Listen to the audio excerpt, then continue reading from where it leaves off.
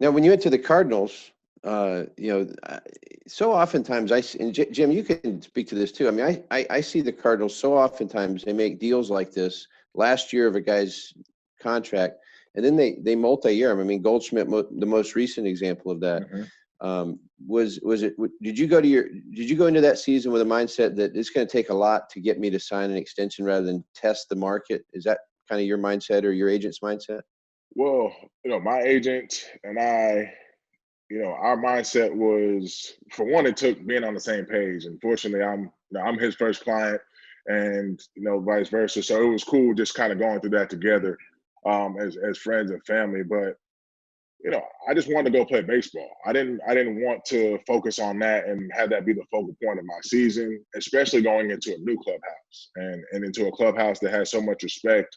And the goal there is to try and make it to the postseason and try and win a World Series, which St. Louis has done a lot of in their history. So when it came to about the All-Star break that year, they kind of said, hey, we're going to respect you guys' wishes. We don't really want to talk about it or make you any offers, but we would like Jason to be here a long term. I took that as even more signs of respect, but I still knew that our team was heating up and we had a great opportunity in a fun, tough division to get to the postseason and make something happen beyond that. So I didn't want to go into the season thinking about myself, thinking about my numbers. I let winning take all the attention and let the rest take care of itself.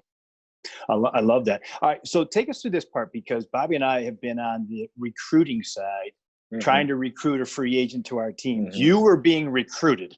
You go into that free agent, you're the Cardinals, the Cubs, you've got the Nationals, you got Dusty Baker chasing you, trying to get you to be a national. Tell us what that's all about.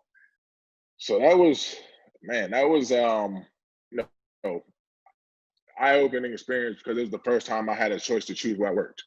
Right. And, 3 great options there. And of course, St. Louis, where I was, Chicago up and coming and ready to make things happen on the north side. And then DC, we see them in 2019, winning the World Series. So for me, I remember Harper reached out to me. Who else? I'm trying to think of Ryan Zimmerman. Rendon, maybe? Reached out to me. Rendon at the time, I feel like, because the Nationals had so many players, right, that were just on top, stacked on top of, the 2 guys that reached out then were Ryan Zimmerman and Harper. But Dusty called me and he was like, hey, man, we want you to come play right field.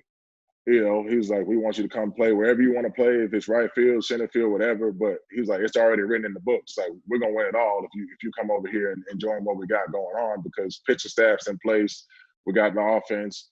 You in right field with our defense and helping us play in our division. A lot of special things can happen. And, I really appreciated that from Dusty.